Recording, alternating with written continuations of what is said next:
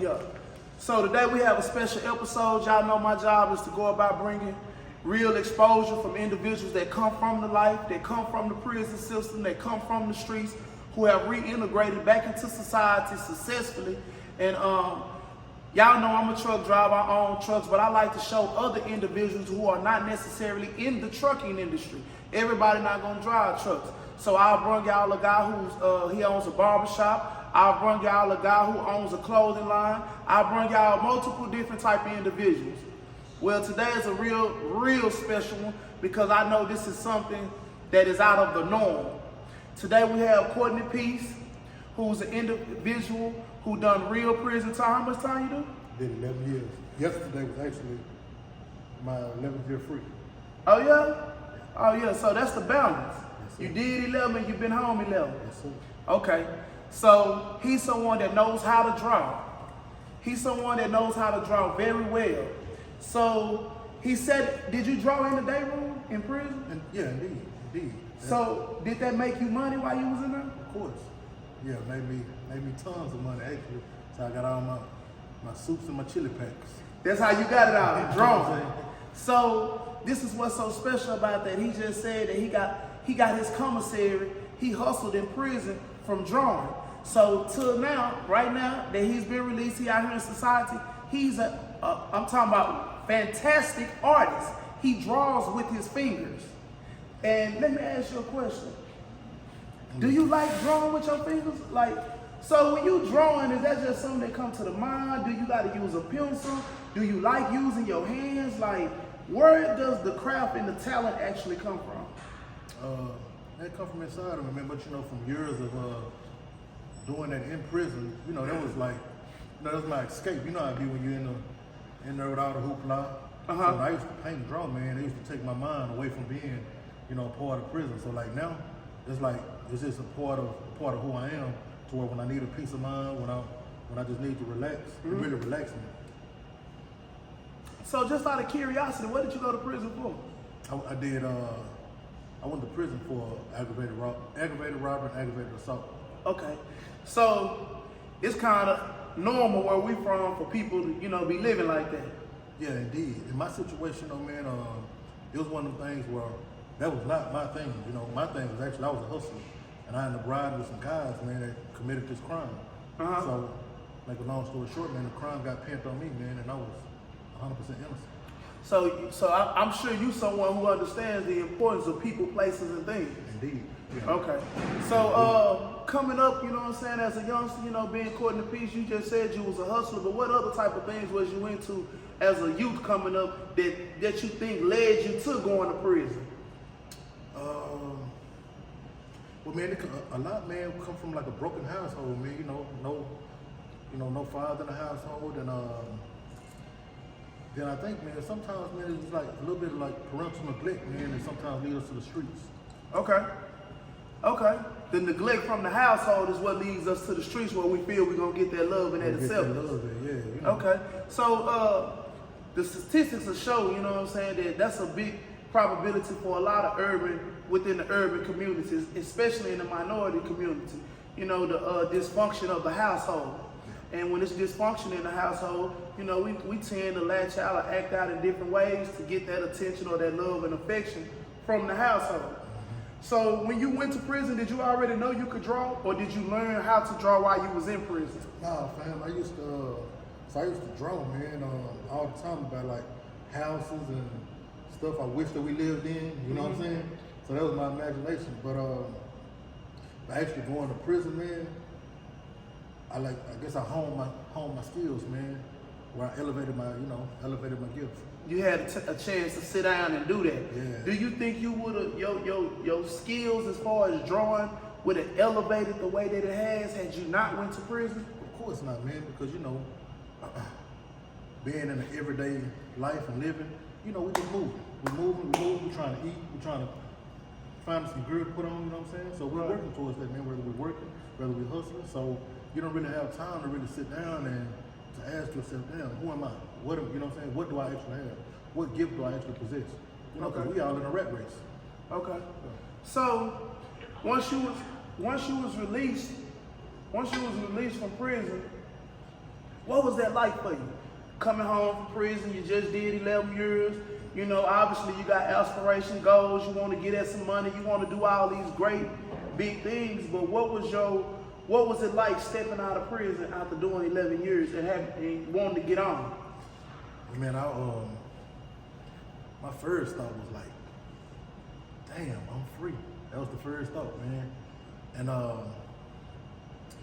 man, I remember, man, just riding to the house, man, cause my mom and this guy named Mac, man. I met Mac through the prison system. He used to be with the you know, when the preachers come to the jailhouse. Like the church people when they come in, yeah. So volunteers. Yeah, man. So I met Mac, man, years ago, man. And the thing about how me and Mac became cool, he ended up creating a relationship with my mom, to where they became cool. But yeah, I met him, man, in a session, man. He was, you know how preachers have a tendency to come and just talk. So they was just coming and talking out, and you know, I was asking why. You know what I'm saying? Like a lot of people just sit down and listen to what they saying and just go along with it, but I'm asking why. So that made that man reach out to me and be like, man, brother, who are you? He was like, man, you real inquisitive. So make a long story short, he was one of the guys, him, my mom, and my sister came and picked me up. But me and riding home, bro, I remember I was like, man, there's so much opportunity out there. That's all my mind would see, man. I was like, man, it's a world full of opportunity. And then, man, I remember we went to Walmart, bro, and a sign that talked to me. And, you know, that shit scared me, man. I was like, man, what is this? Yeah. You know what I'm saying? I was still shell-shocked, man, you know, after being, you know, away from everything for so long. But yeah, man, that was, Let me ask you this, did you get a job when you came home? no, man, when nobody hired me, bro. When nobody hired you? Nobody give me a job. Bro. So you started out with the entrepreneur spirit just from the word say go? Had to figure it out, man. So make a long story short, ended up running to a guy, man, a guy I met from prison, man. He was a successful guy. He just been in prison for assault, but he was a club owner, actually, a Persian guy. Okay. So he was in Tehran, and he introduced me to some of his friends, man. Make a long story short, they trusted me, man. They gave me I got a truck full of radios and car loans. Okay. And bro, when I tell you the hustler kicked in, man, I was making $3 and $5 off each one of them car loans, but you know, it add up. So, Okay. So you started out with the car loans, and to my understanding, you was involved in trucking at one point. yeah, indeed, man. So this is a blessing, man, that really came, man, and this is you know, I can't make this shit up, bro, but I won some money, man, from a casino, man. The craziest thing, man. It allotted to about $117,000, and I put it all At the casino? At the casino, bro. You In a won? 2-month time span, man. It was crazy, man. Never gambled before. One machine. I gambled on one machine, man. It was the craziest thing ever. I always hit. And before I knew it, man, I was up 100,000, bro. And I took about 80,000, man, and invested in trucking. Okay. Did you like it? Was it profitable for you? Oh, very much so, man. Once I learned the game, you know, coming in first, you know, you bump your head a lot. Once I actually learned the game, man, I got the rolling. Yeah, man, it brought a lot of income, man. Okay. Yeah. So we went from, you know, coming home, having to figure out, try to get on your feet, whatnot. You went to doing the car loan, stereo, stuff like that. Then you won your money, then you got into trucking. So I take it out, the hustler, the entrepreneur was already there. You already had the knack to try to do something for yourself. Well, indeed, man, because you know when you're in prison, man, you gotta manage, man, the most minute stuff. You gotta manage your soap. You gotta manage your deodorant. You gotta bust your ramen noodles. Yeah. When you know your last five, you gonna cut them in half, ain't you? Right. You gonna survive. So I apply the same principles out here, man. You know, my money, man. I make a lot amount of money. I put majority up, a little bit, man, that I got, man. I'm gonna make that grow. Do it over and over again. Okay. So when somebody see you, you look like a big time drug dealer. You got this big old chain on your neck. You got your wrist looking good, your mouth looking good. So when people see you and perceive you to be a drug dealer, I mean, does that bother you, or do you think your image is a problem, or the reasoning for it, or, you know? Absolutely not, man. It's for the culture, man. So I like for young brothers, man, to be able to look at me and be like, hey, big homie. And then, you know, they doing X, Y, and Z. And then I change their mind. I'd be like, hey, man, you know, well, you know, you can go to school. Hey, brother, you know, you can get a degree. Hey, you can get into trucking. Hey, you can become a doctor or a nurse if you want to. You can do some things. Yeah, you can do some stuff. So, you know, just the jury in itself, man, you know, it attracts the young brothers, man. But my job is to allow the young brothers to know that, man, you got another way, man. Right. Yeah. So I'm actually in agreement with you. You know, I tell people all the time, man, that, you know, like you say, it's part of the culture. You know, back from my ancestors, you know, they like the jewelry, big, you know, gold, diamonds. This come all the way back from, you know, our culture. So now that we here where we at, you know, it's no secret, man. We want to look good. Indeed. You know what I'm saying? I like to smell good. I like to move good. But I don't necessarily have to commit a crime in order for that to take place. And it's very important that they see individuals like ourselves with the big jewelry, with the fly clothes, and then when they actually get to meet you, you a whole entrepreneur. You an artist. You draw. You had a trucking company. You have so many different avenues to how you're hustling, and you're not doing nothing illegal. Now, they're going to look at you and say, oh, he hustling. But once you get to know this man got a clothing line, Brothers Forever, the man has a water, the man has a book. Like, these are different things that on the outside looking in, they're not going to know that about you. So I think that it's very pivotal that our culture see us in this manner. Yeah, you know what I'm saying? And it is, because I mean, imagine, like, all we had to look at, to honestly, coming from where we come from, was the dope man, right? The dope man had all these nice things, you know what I'm saying? All the pretty women, all the jewelry, all the clothes, right? So now, when a young brother has the opportunity to come in contact with somebody like me or you, and he's been looking at this same individual that we were looking at, we change their mind and we give them hope. Okay. Like, you don't gotta have a dead end situation, fam, because all that shit gonna do is lead you to death or jail. Correct. Yeah, so you can have a long life, you know what I'm saying? You can have a family, you know what I'm saying? You can have cars and all that stuff. You can have big houses. Do you want to work for it though, bro? Do you want to apply what it's going to take for you to get to that next level, really? Do you want to go inside yourself and say, hey, you know what? I want to learn something different.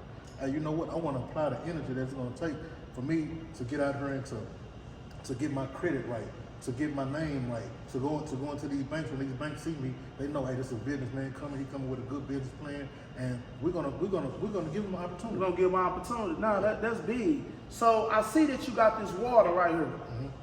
What is this?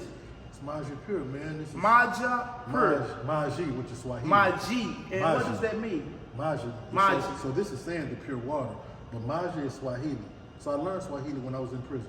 Okay. I used to wake up, man, at 5 in the morning, man, and sit down with a guy named Maximilian from Tanzania, East Africa. And he used to teach me, man, Swahili, man, because I wanted to know my native tongue. Okay. So do we know what this means? The pure water, brother.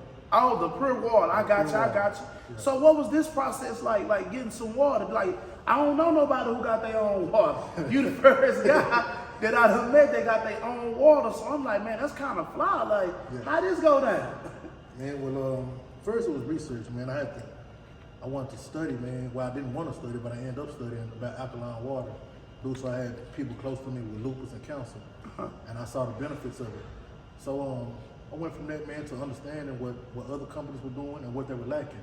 So like my water, man, it actually has 0 TDS in it, which means 0 total dissolved solids before I alkaline it. And it's actually spring water, so which is better for us than the water that comes from anywhere in the cities or anything like that. So this actually comes from the earth. This water actually comes from the earth.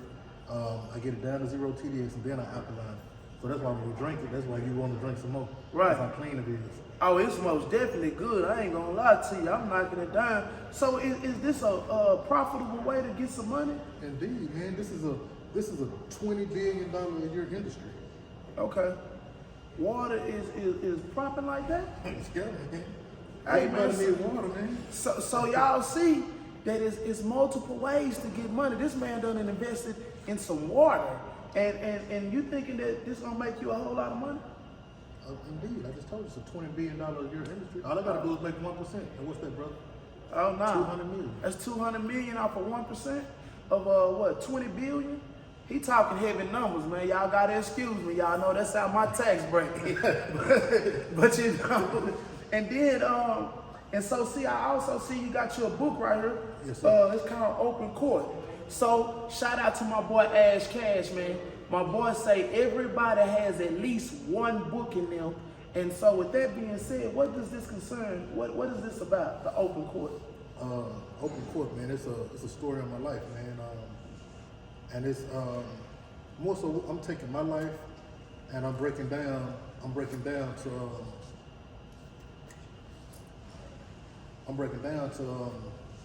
to everybody, man, like different things, man, that they might not be aware of. Because, you know, like, say we growing up, you know, your mom may not realize, man, certain things that she did or didn't do affected you.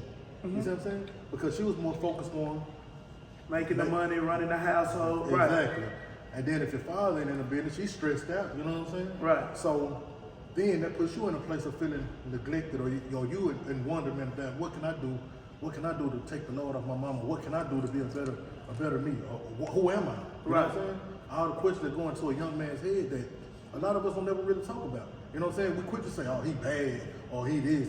No, man, he might be confused, man. He might be dealing with something. He might be trying to find his way.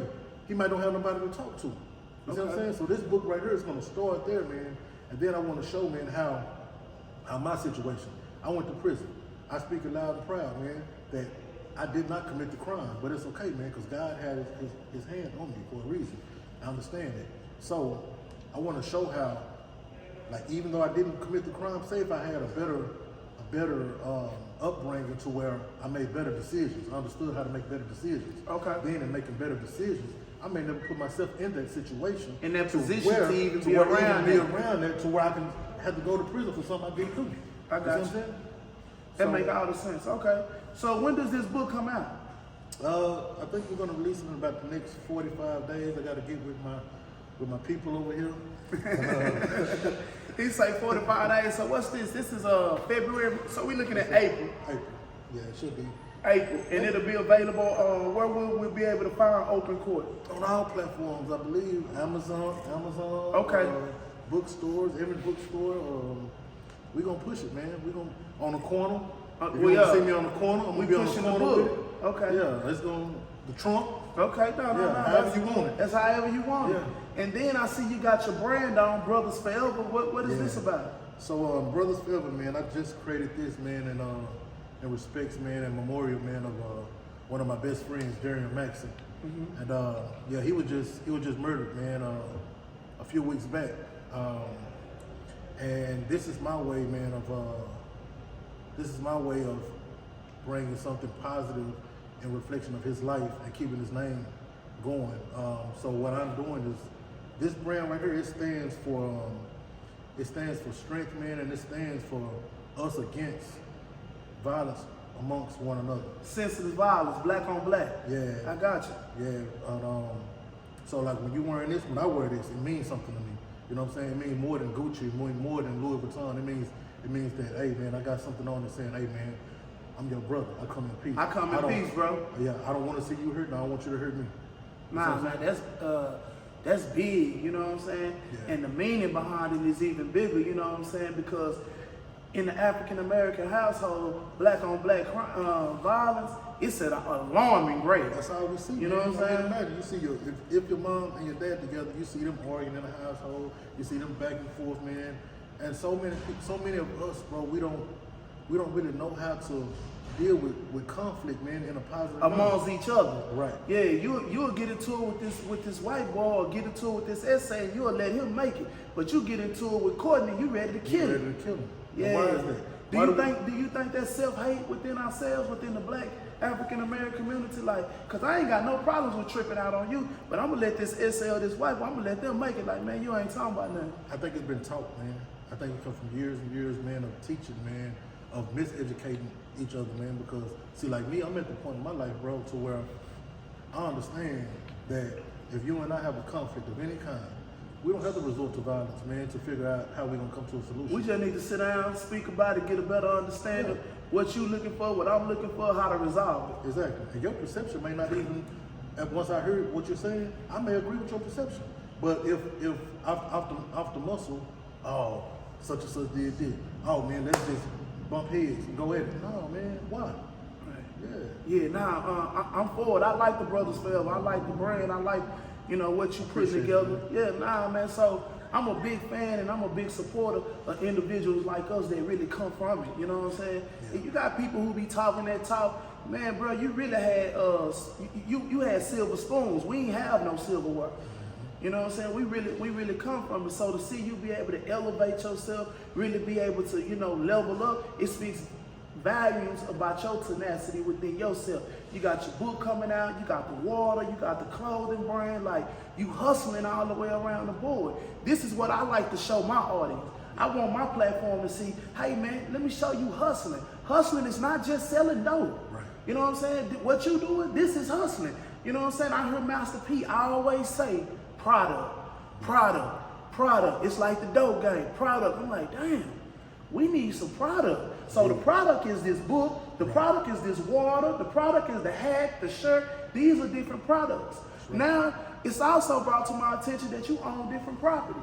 So you involved into real estate. You see what I'm saying? All these are different assets or different lanes for you to be able to get money, because people don't understand you're not going to get rich from one source of income. You need several different sources of income. At least I'm going to say 5. They say you need 7, but I'm going to say you at least need 5 to have a substantial amount of money.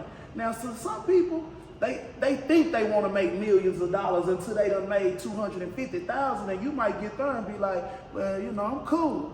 Bills paid, you know what I'm saying? Got me somewhere to live. I don't want to have to go the extra mile. You know what I'm saying? Once they actually start making the money, everybody just think they want millions of dollars.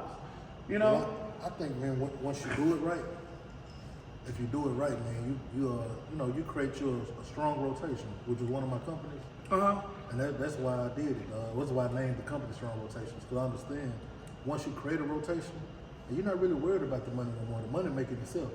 So you worry about other things. So whether you make $250,000, $500,000, $1 million, the money is in rotation. It's in rotation. So you can go on to other ventures, such as what I do now. You know what I'm saying? I go to other ventures, man. For you know what, my man always say, man, you go from one thing to this, and it's because my rotation's strong. You know what I'm saying? I figure something out. I apply the energy and the time that it takes to make it work. Like even with this water, right? People don't even understand it, man. Like, hey, you the owner of the company, but why are you out here delivering water? Why are you doing this? Because I'm gonna get the groundwork done first. So I make it easy for anybody to come follow me. So now I can tell you, okay, well, you do it this way, and it's gonna sell. So you understand the value of mentorship, am I right? Indeed. So do you agree with mentorship being a big role in order for a person to elevate, to upgrade, or do you think, because you know we come from the mindset, I want to do it on my own. You know what I'm saying? I don't want to be Courtney P side man. I don't want to be up under Courtney P. I want to do it myself. What do you think about it? Because you know in our community, before I come and ask you for help, you know what I'm saying, I just rather keep bumping my head, or I be hating on you. You know what I'm saying? Versus you somebody I should be learning from. You somebody that I should be able to be like, hey Courtney, how to go about getting me a water? How to go about writing me a book? But I'm really over here like, man, he think he out there because he got this. Man, that ain't about nothing, you know what I'm saying? Well, that's silly. See, that's silly. That's silly, bro. And I truly believe, man, the best leaders are once the best followers. You see what I'm saying? So I don't mind, like, say for instance, like you were trucking, right? You got the game in a chokehold. You understand the game. You understand everything from Raycons to what you got to do during a breakdown to how you check with fuels, to how you check tire pressure on the car with a load. I mean, on a truck with a load. So if you coming head first in the game, you ain't gonna know none of this. Right. So you need some mentorship. And you silly. If you don't get the mentorship. Yeah. So I ain't gonna lie to you, Courtney. I tell everybody, man, it's individuals that I look up to and I admire from all walks of life. I don't even have to necessarily know the individual personally. I'm someone who studied Malcolm X. I never met Malcolm in real life, but I done met his work. Right. You see what I'm saying? I done followed him and I done studied them to the T, to where after dealing with Malcolm, it convinced me to sit in prison and read every book in here. I'm doing this because of Malcolm. I never met Malcolm, but he's somebody that I studied and he inspired me enough to where after reading his autobiography, now I'm hungry. Now I'm motivated. Hey man, I need to be reading about politics, history, science, religion, economic, So a person don't necessarily have to personally know the mentor as long as you're able to study him, you know what I'm saying? Right. So I think that mentorship be very big and very vital. And I meet so many people that tell me how successful I am, but I always tell them I'm only successful because of the people that surround me. Yeah, I'm not that very smart. I'm just smart enough to know that I'm not that smart to go and get around the people who know what I don't know. So I don't know nothing about water and things, you know, but my partner Courtney Peach do though. You see what I'm saying? That's gonna fast track my learning curve. Sure. I'm not gonna go and try to start this. Why try and do it on my own when I can just pick up the phone and call Courtney Peach? Hey Courtney, I'm trying to start me a water brand. Do you have a mentorship? Is there any way I can get involved in? But in our community, we lack that, asking for help. So that's why I was asking you, you know, your thought process. But Courtney say that that's silly. Yeah. So, and my question always be, so say like you addressed that, right? So now, what's the solution? So the solution is that you need to begin to study, do your research. Whatever area you trying to do, whether it's drawing, water, writing books, driving trucks, cutting hair, whatever field you're pursuing, you need to find individuals that are in that field already, that are doing what you want to do on a high level, and you need to begin to study it. So then for the brothers though that are too prideful to get out there and say, hey man, I need some help. So for those individuals, it is no helping. What I push is reform. I push reform. Reforms mean changing. You see what I'm saying? So long as you continue in that same thought process from the old, you never gonna get to the new. Because in order to get to where we at, we had to change.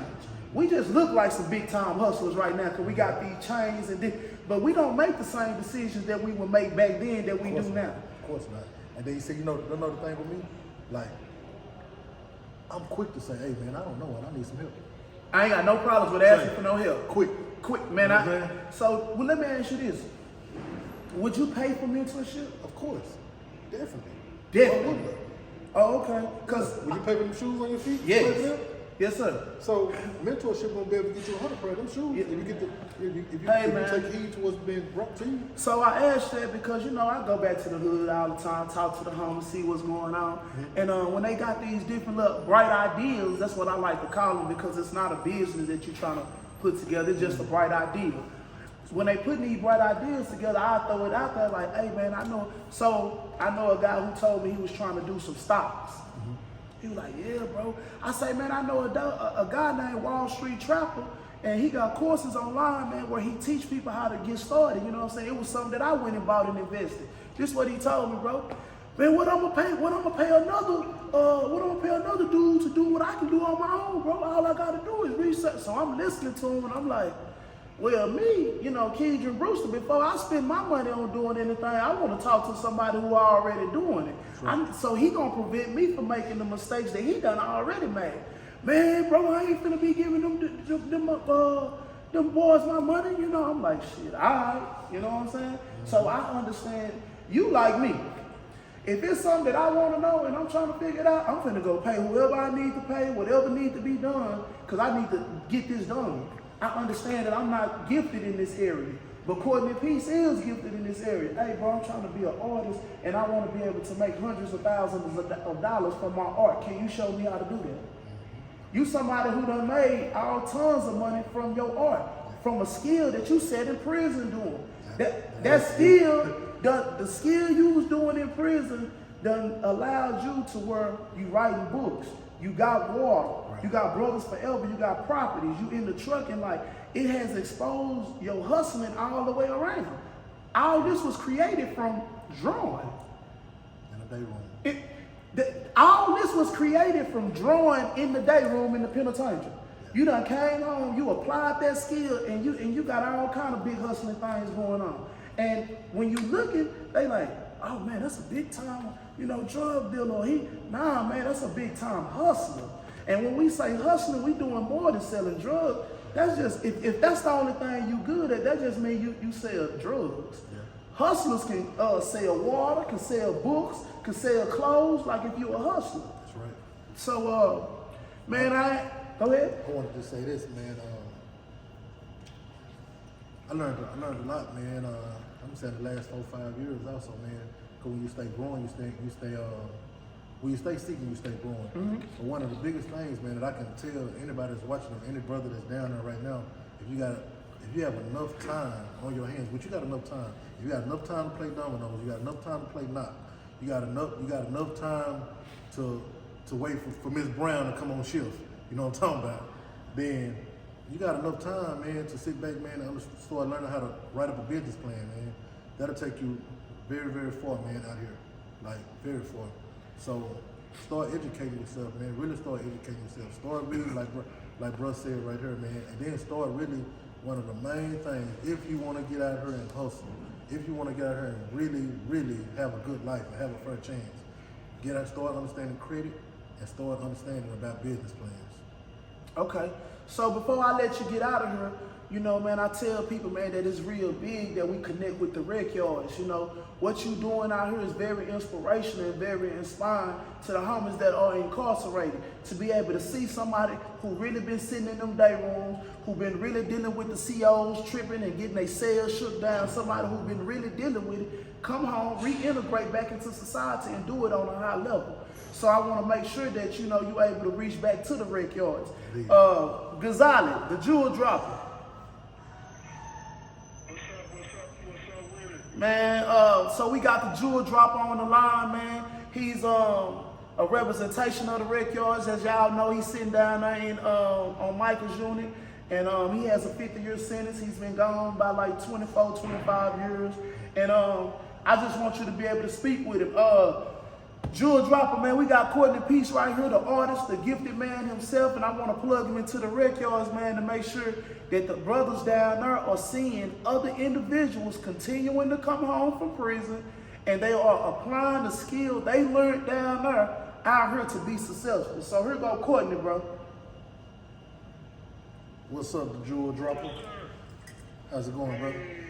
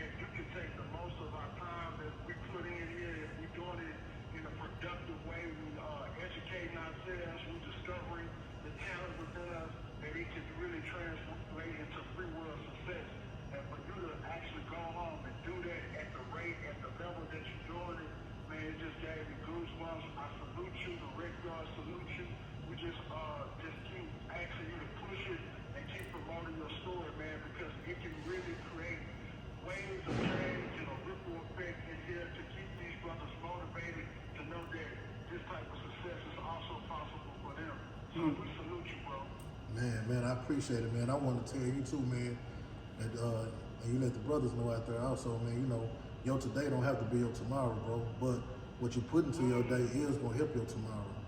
You dig what I'm saying? So like right now, bro, like, man, you got so much time, bro. Just as long as you're spending that time right, bro, man, you got so much time, bro, to bring something out here, bro, that the world ain't seen. You see what I'm saying?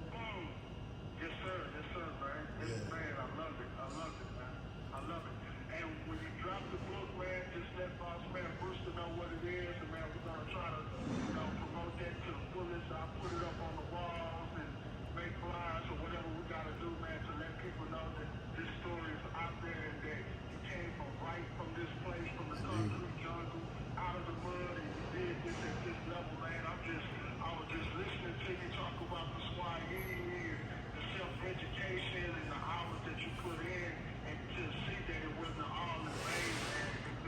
Man, it means a lot to me, man, just to know, man, that you guys appreciate what I'm doing, bro. Man. Yes, sir, absolutely. Jewel dropper. So what we gonna do is once the book actually drop, I'll make sure that you're able to get like the order form, and I'm gonna make sure you get a copy. And we need to go ahead and get our brothers down there in the system behind it, man. Go ahead and order the book and get it put into the penal institution down here in Texas. Yes, sir, man. We would